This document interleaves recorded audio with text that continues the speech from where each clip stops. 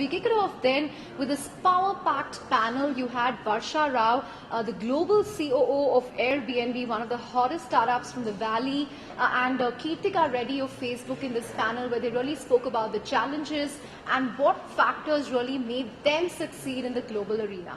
Let's listen in. When I joined Facebook, I was the first employee for Facebook in India. We had 8 million people connecting on Facebook then. Today, thanks to the fantastic work of our user growth team, we have over 140 million people.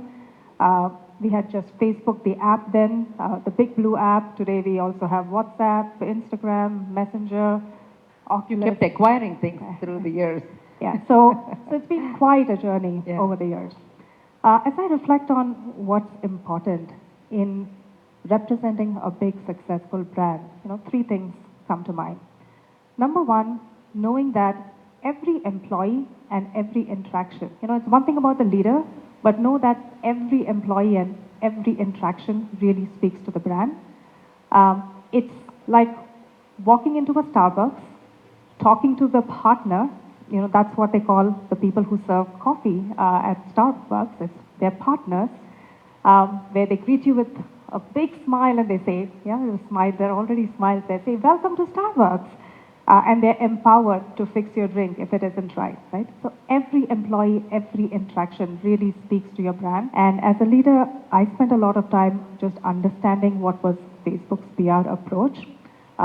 In our case, it's really about putting our partners and our clients at the center and letting them speak to what they're doing on the platform, because it's what they do on the platform that really makes us what it is.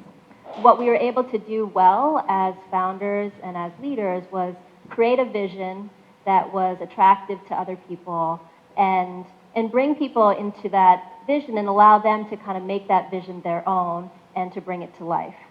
I think now that I'm at Airbnb, what I really admire about our founders is that they have created a mission that is truly global around connecting people.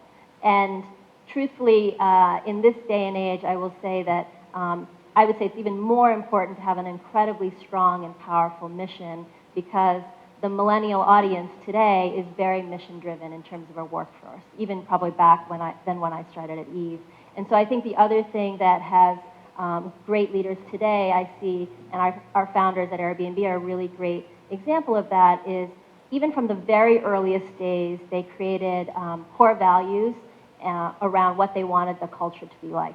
So returning back was something that was honestly has been on our mind for about a year and a half. That's when I first spoke to Facebook and said, it looks like going back seems to be a matter of when, not if.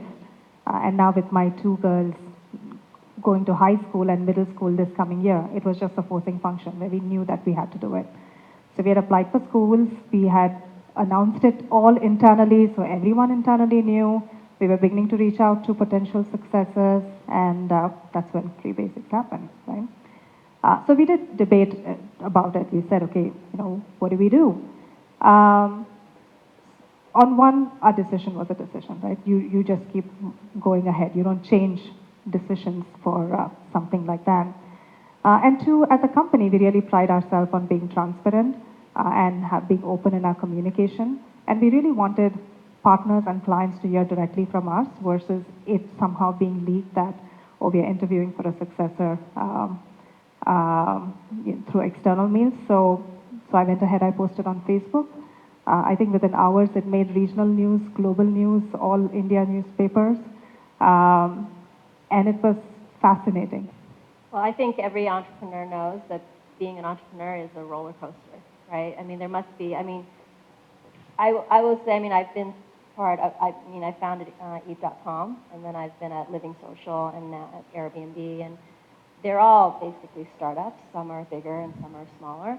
And I would tell you that it's an absolute roller coaster. So if you're in it, there must be something that's either crazy about you, or you have somehow managed to manage it. Because at least for me, I always felt like I had to be working for something, a mission or a vision that I found was so powerful and so compelling to take you through the low moments that you invariably will have. when you didn't get the sale or the client or the launches didn't happen the way you would like. Because I would say that never is there a straight path to the top. Life is too hard. It has its ups and downs, and you really have to believe passionately about what you do. Again, very fortunate to work for a very mission-driven company. Making the world more open and connected is what drives every one of us, keeps us going. Being an entrepreneur, I think, takes tremendous courage. So congratulations for even taking the step. I think hopefully you will find that is one of the most rewarding journeys that you will be on. And regardless of what happens, the entrepreneurial skills that you learn is incredibly valuable. Having entrepreneurial DNA is so rare, even at large companies, that what you're building now will be useful for you wherever you go. So I think congratulations on even taking the step. The second thing I would say is definitely do something you're passionate for, because it is a tough journey. And so that is what will hopefully take you through the highs and lows. Find us on Facebook at facebook.com/etnow and don't forget to click the like button. You can also follow us on Twitter at etnowlive. To stay updated with all our programming, hit the subscribe button on our YouTube channel by logging on to youtube.com/user/etnow.